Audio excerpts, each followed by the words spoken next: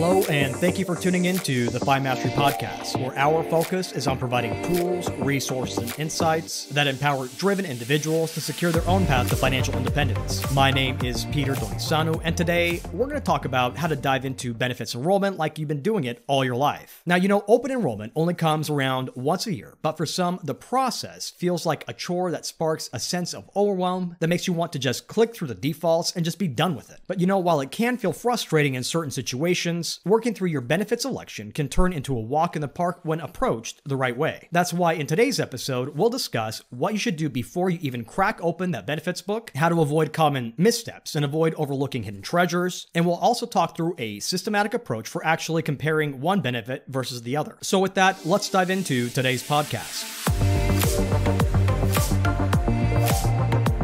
Open enrollment is just around the corner, and do you have what it takes to make those critical choices at this vital time of the year? Now, while benefits election may seem like a routine administrative task, the decision you make during this critical election period could significantly impact your finances for years to come. Now, I know that for many of you out there, open enrollment might feel like a maze of features and benefits that can leave you feeling so confused and overwhelmed that you resort to just box ticking just to get over it. But what if you could change the narrative this year? What if this year was the year you finally stepped off the default path and made your benefits elections with confidence? What if this year, instead of rushing through the enrollment process, you mindfully took your time and opted into coverages that align with your lifestyle needs? Sounds great, right? And so how do you achieve this outcome? Well, this approach begins with following a game plan for navigating the maze of healthcare choices, insurance options, and fringe benefits that are available to you. More specifically, when you know how to approach your benefits book, which common pitfalls to avoid, and how to select your coverage options, you can make wise choices this benefit season without being overwhelmed. All right, so now the first step to making wise choices with your benefits this year so that you don't feel overwhelmed is to take some time to evaluate your current needs. Now, it might be tempting to dive into your benefits elections, check the boxes, and just get the process done with, right? But now, as counterintuitive as it may seem, taking some time for reflection can make the process go so much faster than digging through your benefits book and just making your elections as you go. And so why is this self-assessment so vital to the process? Well, it's pretty simple. And that's because from one year to the next, you and your family's lives evolve. They change, and whether we're talking about health statuses or family composition or retirement plan needs. So then from this perspective, ask yourself, how has my health fared over the past year? Have any significant health challenges rear their heads in my or my family's life? And because of these changes or other developments, am I anticipating any major life events such as surgeries or pregnancies in the coming year? More specifically, let's say that you just discovered that you're about to become a parent. Now, this year's health plan may have sufficed for your individual or couple needs, but with baby on board, now may be the right time to make some plan changes. Certainly, thinking down the road, having a baby is a qualifying event that would allow you to make changes to your plan after your child is born, but different health plans offer different maternity or pediatrics benefits, which could be a more fitting choice for the year ahead before the baby comes. Either way, it's essential to start evaluating your needs for the year ahead, because without this self-evaluation, you could end up overlooking a pivotal shift in your needs, and as a result, in your benefits elections for the year ahead. Now, another thing you'll want to do before cracking open that benefits book is to consider your past year's benefits usage. More specifically, this process involves taking the time to reflect on your interactions with various benefits providers over the past year and asking yourself, did my current plan meet my needs or were there gaps? Here again, understanding your past usage is key to anticipating your future usage needs and hence your insurance coverage needs. So then take a moment to review your existing benefits, how they've performed, and how you utilize them. Let's use an example here to crystallize this point. Okay, so let's say that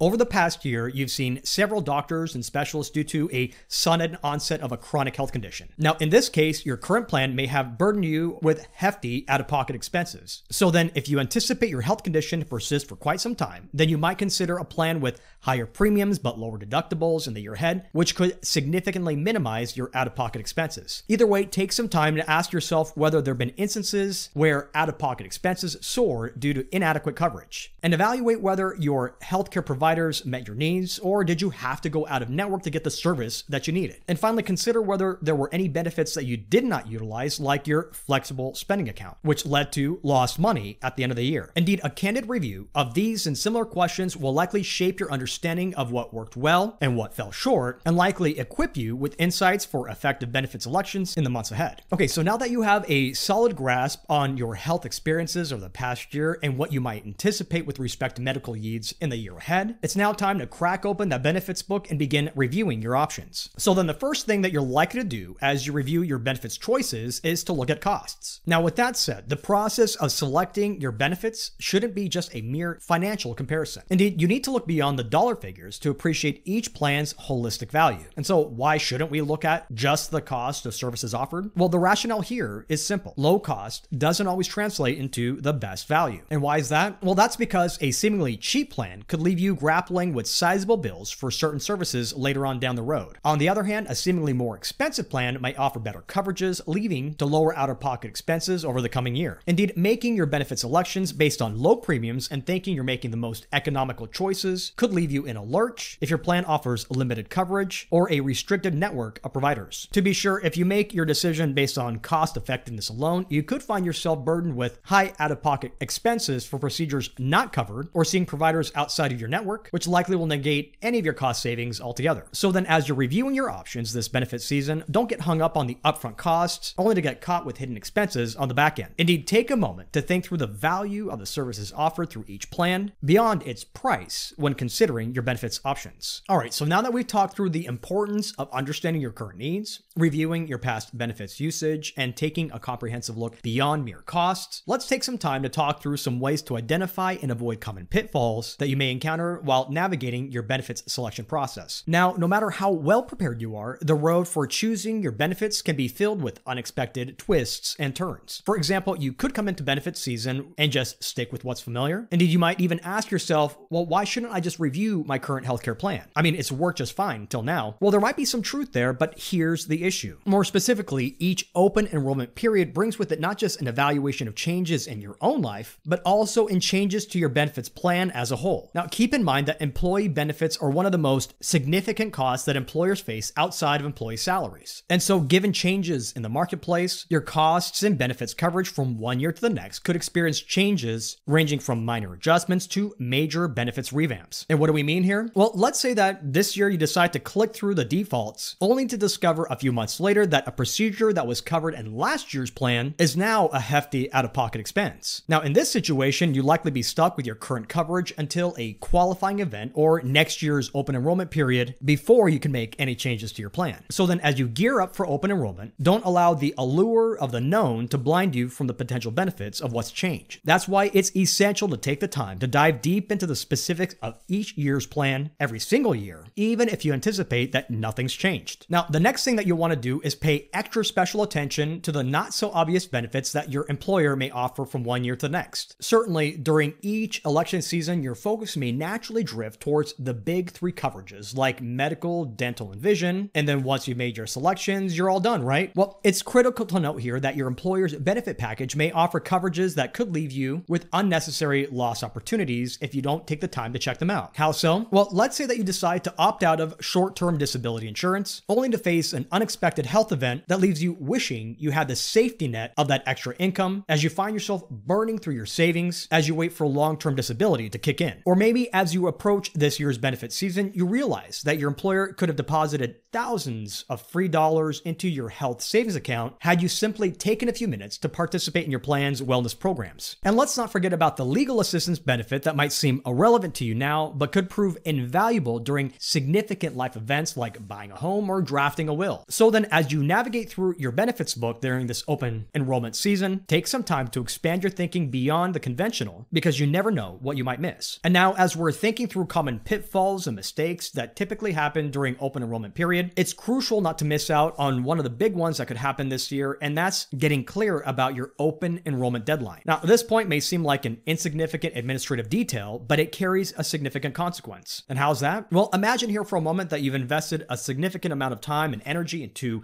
reviewing your options, weighing the benefits and the costs, and finally landing on an ideal mix of healthcare and fringe benefits that you want to go with for the coming year. But now the trouble is that you spent all this time completing your analysis, but you haven't paid attention to the enrollment deadline, and now that it's come and gone, you're stuck with last year's choices. Now, it's true, it might not seem like the end of the world, but it's a crucial point nonetheless. Here again, outside of any qualifying life events like getting married or having a child or changing jobs, you'll likely be stuck with last year's benefits for the coming year. So then remember that open enrollment is, in a way, a race against time. And yes, while all those emails from HR reminding you of the deadline are all annoying, they're there for a reason. And so as you review your benefits options, take the time to make note of key dates, set your own alerts, don't rely on management for reminders, and secure your chosen coverage without feeling overwhelmed this open enrollment season. All right, so now that you have a basic understanding of some of the things to consider before diving into your benefits book, let's take some time to talk a little bit about an approach you can take to wade through the various options and figure out which one is best for you. Now, for many of you out there, the mere thought of looking through your benefits could fill you with a sense of dread as you consider all the options that are available to you. In fact, one might look at a benefits book and be tempted to just go with the default from last year instead of working through this seemingly arduous process. And yes, you likely already know that not being mindful of your options can either cost you money or leave you with lost opportunities. So then what can you do to explore all these options without getting bogged down in analysis paralysis? Well, this year, you can try using a 4-step approach to help you more effectively decide on the benefits that best match your needs. And so what does this approach look like? Well, at a high level, this means starting by prioritizing your key healthcare needs so that you can focus on what matters most to you. Now, this might mean identifying plans that offer lower monthly costs, flexibility in choosing your healthcare providers, or ones that allow you to gain access to a wider network of medical facilities. Either way, knowing your priorities ahead of time can help you find a plan that aligns with your specific needs and circumstances. So then step 1 is prioritize. Now, step 2, here, this next step, you'll want to evaluate your options and compare features like costs, premiums, deductibles, and out-of-pocket expenses for each healthcare plan. For example, a high-deductible healthcare plan gives you the ability to contribute to a health savings account that offers you a triple tax savings. Now, this option may be a solid choice if you're in good health, but if you're dealing with a pre-existing or chronic condition, then the long-term savings advantage may not outweigh the out-of-pocket cost from a high-deductible health plan. Either way, this approach is critical because it can allow you to strike a balance between short-term affordability and long-term protection, while at the same time allow you to make sound financial decisions while safeguarding your healthcare needs. So then here again, step 2 is evaluate. All right, so now step 3. Here in step 3, what you're going to want to do is do your research. Now, whether you're starting out at a new company or your benefits have changed recently, or you simply have never explored your benefits book before, then the next thing that you'll want to do is to consider your provider network. Now, the objective of this step is to allow you to gain some insights into the various healthcare options available to you to ensure that your preferred doctors and medical facilities are covered under the plan you choose. And why is this important? Well, taking some time to do the research will likely minimize the risk of surprises or inconveniences when it's time to get the medical care or the work done with a specialist down the road. So step 3 is research your plan and evaluate your options. And finally, with step 4, now that you're armed with your priorities, your evaluation, your research, you can confidently choose a benefit that suits your needs and your financial situation. Now, it's one thing to think about your coverages and your coverage needs. Ultimately, what you're going to need to do is make those benefit selections. So then take the time to go back and review your selections to ensure that you're not leaving any money on the table. All right, so now that we've talked through this 4-step approach, what exactly does this look like in practice? Well, let's take a look at this from the perspective of choosing a healthcare plan. For example, during open enrollment, you'll likely have the opportunity to choose from different healthcare plans like HMOs or PPOs or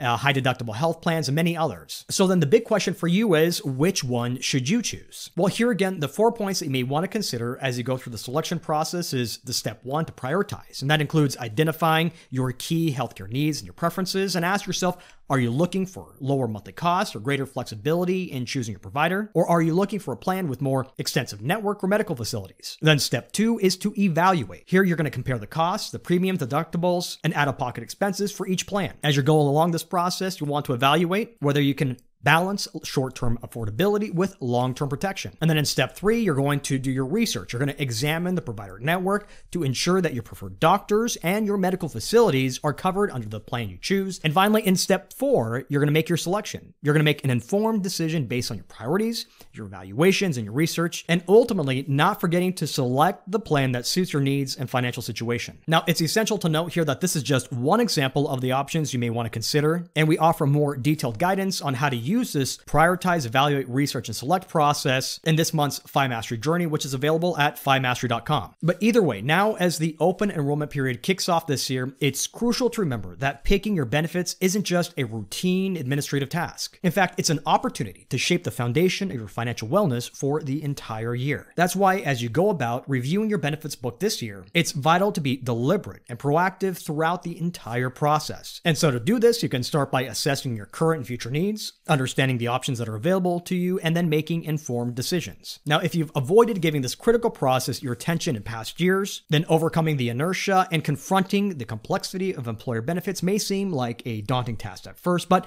the payoff can be significant if you put in the effort today. Indeed, the process, while seemingly meticulous, not only offers you immediate benefits that help align your needs with benefits offered, but the process itself can also help you build a habit of mindful financial decision-making that can ultimately help you tackle open enrollment with confidence and take you one step closer to becoming the master of your own financial independence journey.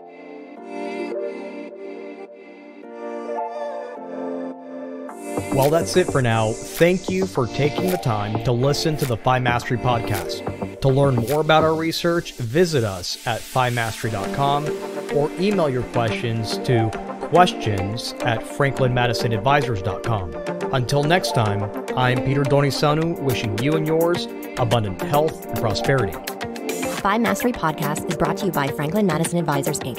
Franklin Madison Advisors is a registered investment advisor firm with its registration and principal place of business in the Commonwealth of Pennsylvania. Registration of an investment advisor does not imply a certain level of skills or training. This commentary and forecast are limited to the dissemination of general information pertaining to Franklin Madison Advisors investment advisory services and general economic and market conditions and are subject to change without notice. The information shared today is not intended to be personal, legal, investment, or tax advice, or a solicitation to buy or sell any security or engage in a particular investment strategy. For additional information about Franklin Madison Advisors, including fees and services, please contact Franklin Madison Advisors or refer to the investment advisor public disclosures.